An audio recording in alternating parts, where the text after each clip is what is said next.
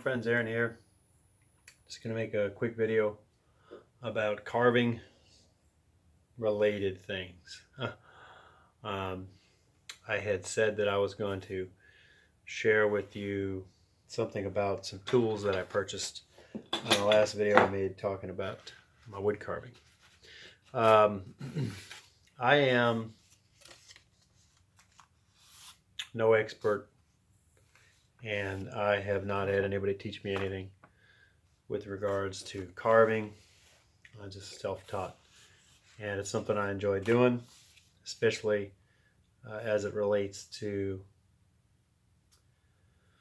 making useful things. I'm a very practical person, and I also like to, if I do give a gift to somebody, I like to give gifts that are things that I made. So, all right, I had shared in a video in the past all of the different utensils that I'd made up to that point. And since then, I just carved a wooden ladle out of a piece of cypress. I showed the figure that I carved for my wife, Teresa, and the mug that I carved by hand for my father. Now, the first couple of utensils I made, I actually didn't carve them at all. I cut them out with just a corded scroll saw and pretty much shaped them with power sanders. But that's a big dusty mess, frankly, and it's not really enjoyable. Whereas carving and making a bunch of wood shavings or bigger pieces, hacking something with a hatchet to kind of roughly shape it, I find that a lot more enjoyable. So things kind of progressed for me to the point where I was carving, especially once I did a couple of spoons. Now, the first spoon I did had a real big, wide, but shallow bowl. And I actually carved the bowl almost, really nearly perfectly, using just about a 1/4 inch straight chisel. I do woodworking, so I always had straight chisel. I just didn't have any wood bowl or spoon carving type utensils. Never had any need for them. It didn't fit with what I was working on. And then I ordered a very, very cheap carving set and got a hook knife. This thing is so cheap. Just really cheap flat stock. The handle is not real comfortable. Share a little bit about that. The steel is not quality steel. Doesn't hold an edge very long. I can get it sharp, but it's a lot of work to get it sharp. And then it'll dull right out, just carving on one. Even something soft like a piece of cypress, spoon or something. But that set came with 2 knives. This one I use the most, and then there's another one that kind of has a curve to it. Sometimes that's useful for carving like the bottom of the bowl, but it's not. I don't know where that is. That one's, it has a little bit of a turn to the blade. It's small, but sometimes I have use for that, but not too often. But anyway, then I kind of progressed, and I was still, even though I was carving things with the spoon, carving the spoons with these knives, I was still kind of sanding with power sanders.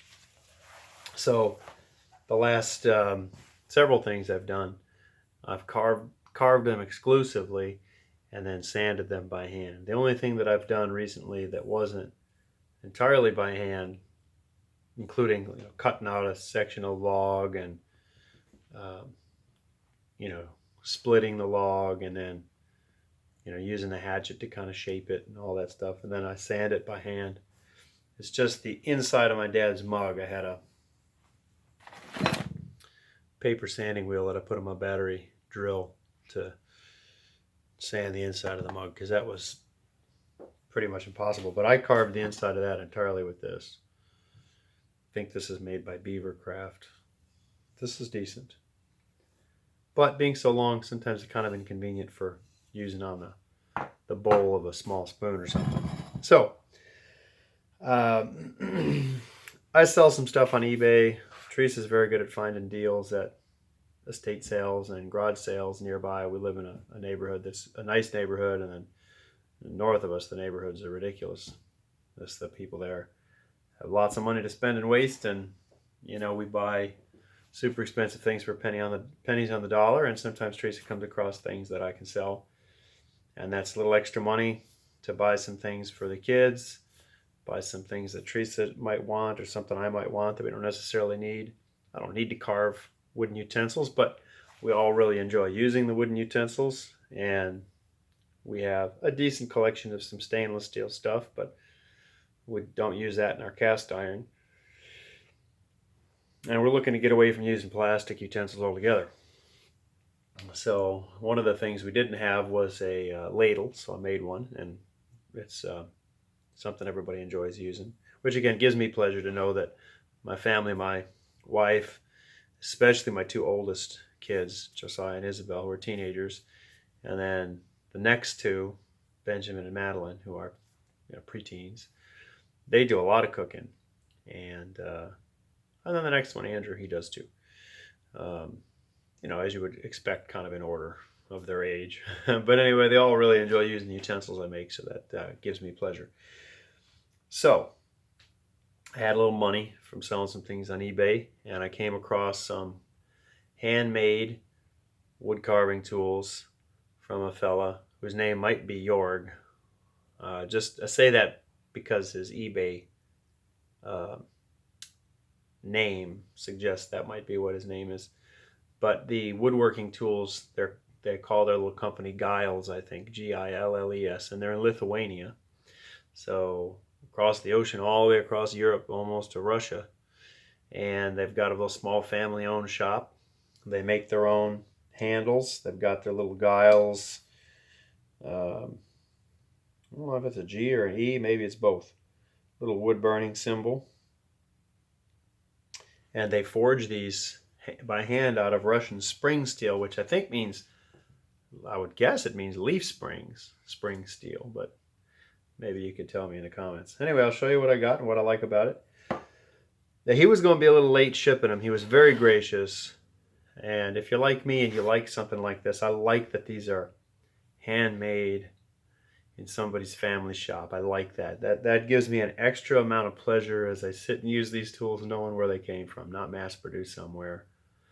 I'll read this little thing on this gold paper that he sent me in a box, and it's a nice box too. Hello, and thanks for choosing and buying Giles tools for wood carving. We hope that you will enjoy the tools for a very long time. I hope so too. We're a small family business in Lithuania. Our wood carving tools are made by hand in our small workshop in Siauliai. I'm not even going to try to pronounce that. Our main goal is the quality of the tool, not the quantity. So I appreciate that. I'm the same way, actually. I take a long time to do some things. I can do things quickly when I need to, but a lot of the work I do slowly, but I'm always trying to do a really good job. So anyway, he was going to be late because he hadn't had some family things or whatever going on, and we were just kind of communicating back and forth on eBay. And, long story short, he agreed that he would send me an extra tool because I had to wait a little longer. And I have to say, I'm almost ashamed of myself for having had that conversation with him, because this stuff showed up so fast considering where it was coming from, and it could have taken 4 to 6 weeks. It took a couple weeks, so it wasn't that long at all. And the tools are very nice. I'm very impressed with what he's made. So I'll show you. I have from him these two hook knives, and the steel, I'm no expert, but this steel definitely seems to have been hardened very nicely. This is very hard. They're very sharp. They hold the edge very, very well. These are kind of in between the size. This one's bigger and this one's smaller than the one that I have, which I still can use. And I've used both of these on the spoon I'm working on, and I like them very much. The free tool that he sent me is a left-handed hook knife. And what's nice about that is I'm actually kind of ambidextrous, so I could carve with this, and I think I will practice carving with my left hand. But also my wife is left-handed. Not that I think she's going to wood carve, but My oldest son is left-handed, and some of the little ones that might turn out to be left-handed as well. So if anybody else wants to take up wood carving like Dad, I've got this is important to. It's hard to carve the opposite way, you know, you carve like this. So it's nice to have a left-hander. So thank you very much. I really like it. And this guy here, which I don't see too many of these, you know, normally with this shape, but the spoon I'm working on right now is huge. And so this, with this kind of long and steep angle, has been very helpful. And it's really sharpened very nicely. So this has been very useful already. This guy I haven't used yet. I mean, I carved with it on a piece of scrap wood just to see. It's super sharp, this one. And I definitely can think of some things that this would have come in handy for that I've done already. Maybe something I might do on this spoon that I'm working on. So, haven't really used that yet, but that's a nice tool. And I like this knife very much. I like that the blade is longer and thinner than this one. And this is a good time to just kind of compare the handles. You know, I'm not a huge man, but I got a big man hand. And when I'm holding this, the grip of my pinky sometimes kind of misses it. And if you didn't pay attention in biology, anatomy probably you would have learned about it.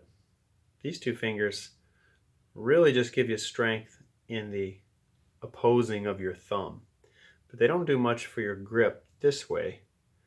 That power in your grip and the strength of holding something like this or shaking a hand, that comes from your ring finger and your pinky, which we might think is useless, but those fingers are connected to the muscles down here that give us the strength in our grip. So I like that this one is longer, so when I hold it in my hand, I can get a good, tight, firm grip around it with my pinky and my ring finger, and it is secure.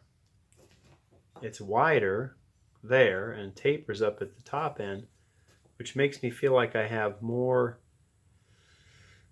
dexterity, you know, more of an ability to kind of control and adjust the angle between my thumb and my forefinger. So I really like the way that's shaped. And then if I have it kind of moved forward in my grip, I'm still getting it by my pinky, and then it's settled right down into the meat of my hand where it's just not going to come loose.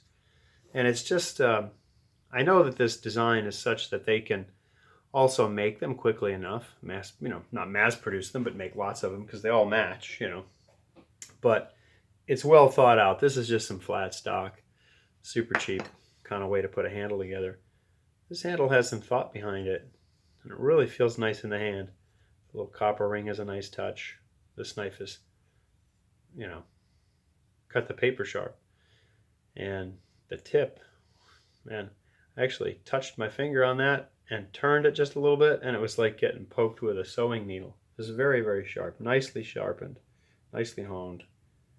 And I like the little symbol wood burned in there. Just very nicely made. And then last but not least, this little guy. Really like having this for working on the bowl of a spoon as opposed to using this one really big one. Shape of the handle is great. Sits nicely in the palm. You can hold it just right. I feel like the curve is, if you're going to have only one, now he makes others. Frankly, after using all of this stuff, he's got a draw knife that he makes, different sizes. He makes 2 different hatchets. And it's got more chisels like this and a couple other tools I don't have. So I think I'll put those on my wish list. Anyway, I've really enjoyed using this as well. So I'm going to leave links because I'm very impressed. And, you know, small family business out in Lithuania making these in their little shop. I don't know what's cooler than that. So I'm very happy to have them. And it's late and I need to go to bed soon. But I was carving on this latest spoon. One thing we don't have, either in stainless steel or wood, is a big slotted spoon. So, you know, if you've paid any attention to the channel, you know, Teresa and I have a big family. And we gotta dish out lots of food every day when we're having dinner together. So, one of the things we eat a lot of is beans. And we don't mind that, by the way. We enjoy eating our beans, but you know, all we have right now is a plastic spoon with slotted holes in it to get the beans out, let the water drain out. So I'm working on a giant slotted spoon. So this is the same cypress that I made my dad's mug out of. Once I have it oiled, you'll be able to see the colors better, but just this cool grayish brown and then red. It's just such a pretty, and then some of that shows up in the handle. I mean, it's just such a pretty piece of cypress. Now this is pretty rough right now. Just kind of getting the hang of what it's gonna be. So little indentation for the thumb there. A big handle. This is gonna be smaller here, of course, and then this is gonna get narrower. And I've got room to take some of that out of the bowl and probably make the bowl deeper yet. So it's going to be a little bit, you know, more petite than this, but not petite. Now, this one,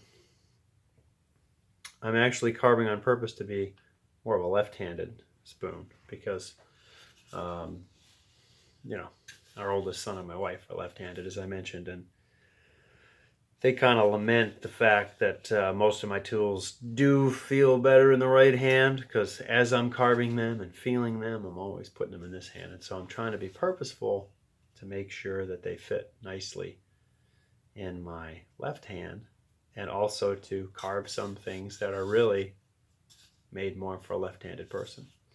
So that's what's going to happen with this one. When I make the holes in it, I might just carve them.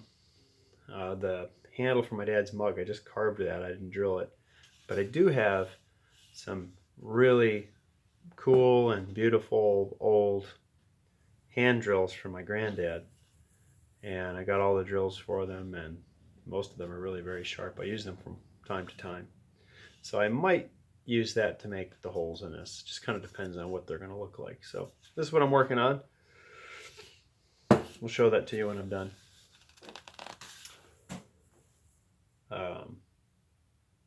Yeah, I guess I'll just mention that with this, you know, I had a piece of a log, and I just with the hatchet and a splitter, split it apart, got a piece roughly the size that I wanted it, and just started hacking away with it with the hatchet, kind of getting it roughly to shape. And then, I mean, I really do a lot with the hatchet, and then I just start carving on it. So this is all by hand so far, you know, hand saw, hatchet, splitting it, you know, not using any machine or battery operated tools, electric or battery operated tools at all on it. There's some spots where there was little ants living in it, and got to put a little epoxy in there, but that's kind of neat too. So the only other thing I wanted to do with this video, sometimes you'll see I'm making videos about all sorts of things, not just carving, and you see me wearing my shop apron. I'm going to leave a link to the description of this too, because this is also a small family-owned business, and they're selling their stuff on Amazon. The name is EcoZen, and I did a review on Amazon about this very nice waxed canvas apron. I like that it doesn't go around behind the neck because that really can get uncomfortable. It's got really great padded straps, tons of adjustability. Kind of hard to get it adjusted to begin with, but once it's adjusted, as long as you don't really change your shape, you know what I mean? It just stays comfortable, and it's real stiff out of the box, but man, it softened up and got comfortable. I could just wear this thing all day. I love wearing this thing. And on me, I'm 6'1"-ish. It goes down, you know, I'd say probably about that far from my knee, so it protects my thighs. And if I'm cutting some with a grinder, throwing sparks, protects my clothes, protects me. It's got some nice pockets down here. These could be a little deeper, but they're not bad. I like that they have flaps on them so they keep dust from going in them. My one complaint is that I think that this pocket here would be nice if it wasn't straight in but had a little bit of a downward angle, but it really isn't that big a deal.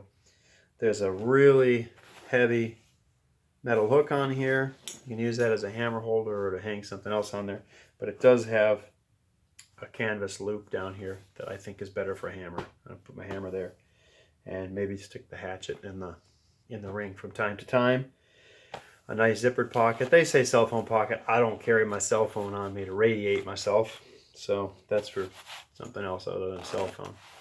And then nice pencil pockets, and there's actually a stitch coming down at an angle, so if you got a short pencil it doesn't disappear in there, which is actually really good for like a nail set, because this longer pocket is deep enough that if you stick a nail set in there, you'd lose it. So you can put a nail set in the other one and it stops short, whereas this would go deeper over here. So you put your pencil there, your nail set's there, and you don't lose your nail sets. Really nice metal grommets in lots of places. It is a plastic clip in the back, but it's a really nice clip. The straps are very nice. I mean, this thing is amazing, and I think it was less than $40, like 35 bucks or something. It's a really good deal. I love this thing, but this thing is amazing. So I just wanted to share that with you. If you do any kind of work like that, man, it's good for cooking, any kind of woodworking, or for pretty much anything you do. You're gonna go out and garden. I mean, whatever you want to wear it for, to protect your clothes and have a place to store things. It's very comfortable. I could wear this thing all day. I love it. Anyway, just wanted to share that with you too. I don't. I'm not trying to sell any products, but when I come across something that I really like, I'm happy to share that information. And sometimes I'm kind of hard to please, so this I'm very happy with. Anyway, that's it for now. Time for me to go to bed. Haven't been feeling my best, and I got lots of work to do tomorrow. So, shalom, friends. Until next time.